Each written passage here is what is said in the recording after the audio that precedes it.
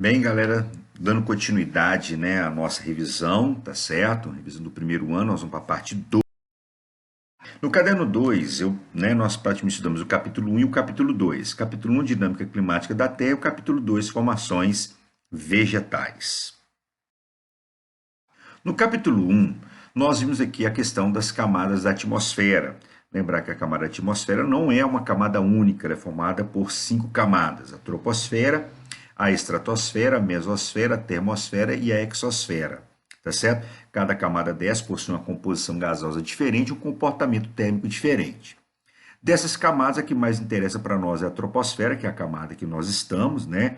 Porque é onde ocorrem os fenômenos climáticos e meteorológicos.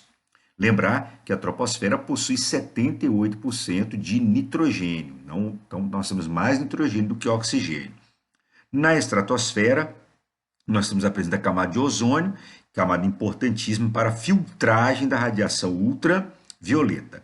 E essa termosfera é onde existe a propagação das ondas de rádio, onde são lançados satélites de comunicação. Quais são os fatores climáticos, pessoal? Tá? O primeiro fator climático que nós estudamos foi a altitude. Então, quando aumenta a altitude, a temperatura ela vai diminuir. Da mesma forma que diminui a temperatura, diminui também a pressão. No caso aqui, a pressão diminui porque a coluna de ar vai diminuindo. Observe que numa altitude menor, a coluna de ar é maior. Então, nesse caso, a pressão é maior. Com relação à latitude, quando aumenta a latitude, ou seja, eu saio do Equador e vou em direção aos polos, né? Lembrar que no Equador a latitude é zero, a temperatura vai diminuir, principalmente porque os raios solares eles vão ficando cada vez mais o que? Oblíquos, eles deixam de ser perpendicular. No caso aqui da linha do Equador, ele está incidindo de forma perpendicular. Então, quer dizer, há uma maior concentração de energia, fazendo que a temperatura seja o que? Maior. Já aqui, nas regiões polares, onde a latitude é maior, os raios estão de forma mais inclinada, então, consequentemente, dispersa-se mais a energia. Então, a temperatura é menor.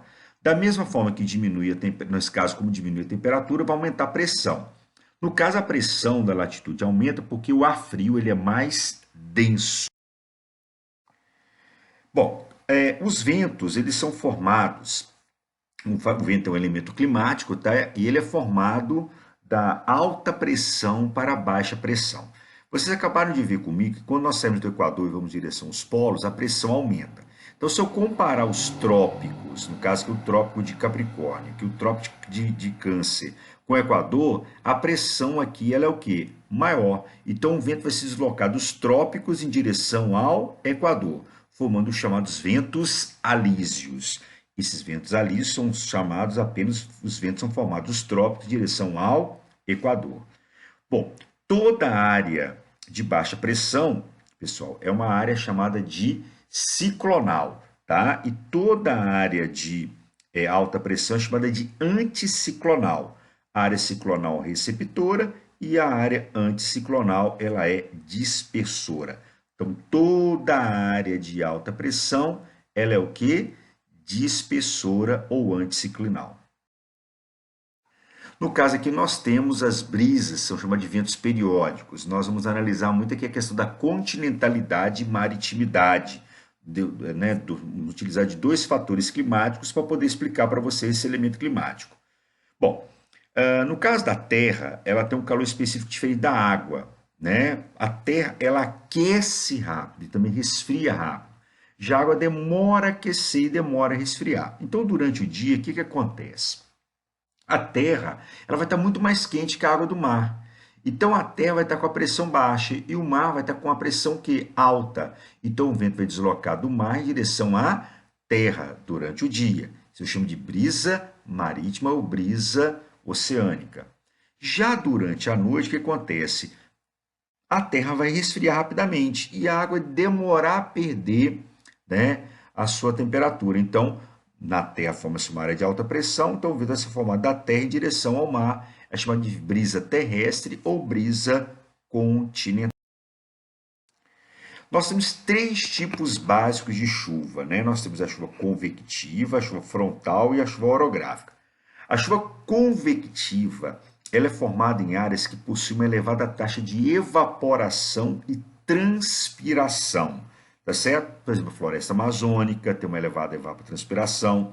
O nosso país, Brasil, ele está na zona intertropical. 94% do Brasil está na zona intertropical. Então, uma elevada taxa de evaporação. Então, por convecção, o que vai acontecer? Aquele vapor vai subir, vai condensar formando nuvens, tá certo? A chuva frontal é aquela chuva formada através do choque entre massas de ar, tá certo? Aqui nós temos choque de uma massa fria com a massa quente. Quando a massa fria choca com a massa quente, aí forma-se uma frente fria. E é uma área, toda frente é uma área de instabilidade. Aí, nesse caso, forma-se uma chuva frontal. A chuva orográfica de relevo é formada do seguinte: no mar houve evaporação. E o que vai promover o seguinte? Aquele ar quente e úmido vai em direção ao continente. E o que vai promover a ascensão daquele ar quente e úmido é o relevo, um planalto, uma serra, uma montanha, é que vai fazer com que aquela nuvem ela sofra ascensão. Tá legal? E aí ela vai condensar, porque vai fazer com que ela diminua de temperatura, vai condensar formando chuvas. Essa parte do relevo voltada para o mar eu chamo de barlavento. E a voltada para o interior eu chamo de sotavento. A área do barlavento é sempre mais úmida, então a vegetação é muito mais densa. Aqui nós temos climogramas. O climograma que vocês mais conhecem é esse climograma aqui, tá certo? Bom, mas nós também podemos representar dessa maneira. No climograma, nós levamos em consideração dois elementos climáticos, que é a temperatura e a precipitação. A temperatura, nesse caso, que é dada em graus Celsius, e a precipitação é dada em milímetros. Às vezes a pessoa pode inverter, colocar a precipitação à esquerda e a temperatura na direita. Aqui embaixo nós temos os meses do ano. Essa linha é a linha de temperatura. Observe que a linha de temperatura, olha, em janeiro a temperatura estava baixa, em torno de 10 graus, e agora, a temperatura está sendo analisada à esquerda, 5 graus, e ela foi em direção aqui aos seus 28 graus, tá certo? Então eu sei que isso aqui é hemisfério norte. Por que no hemisfério norte? Porque a temperatura aumentou no meio do ano e está diminuindo do final para o início do ano, tá certo? E essas barras? As barras representam para nós a precipitação.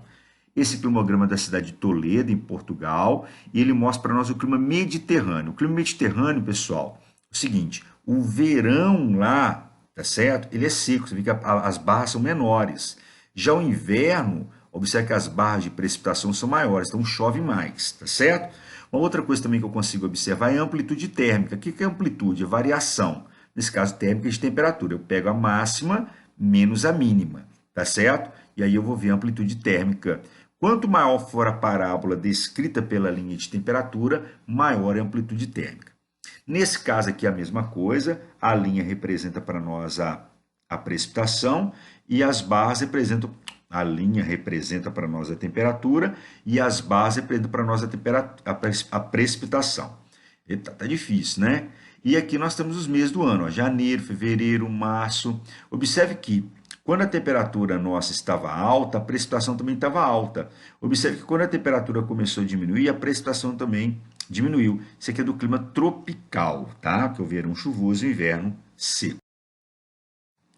Já o capítulo 2, nós estamos com formações vegetais.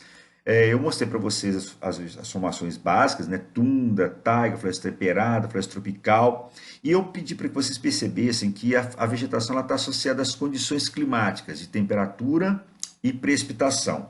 Nesse caso aqui, eu estou analisando basicamente a temperatura. E eu quero que vocês percebam que há uma correlação da altitude com a latitude. Por quê? Quando aumenta a altitude, a temperatura diminui. Quando aumenta a latitude, a temperatura diminui. Então, eu posso estar na linha do Equador, mas se eu aumentar a altitude, a temperatura vai diminuir. Eu posso estar no nível do mar, mas se eu aumentar a latitude, a temperatura vai diminuir. Então, eu vou ter condições de temperatura que vão dar condições que as plantas praticamente sejam as mesmas.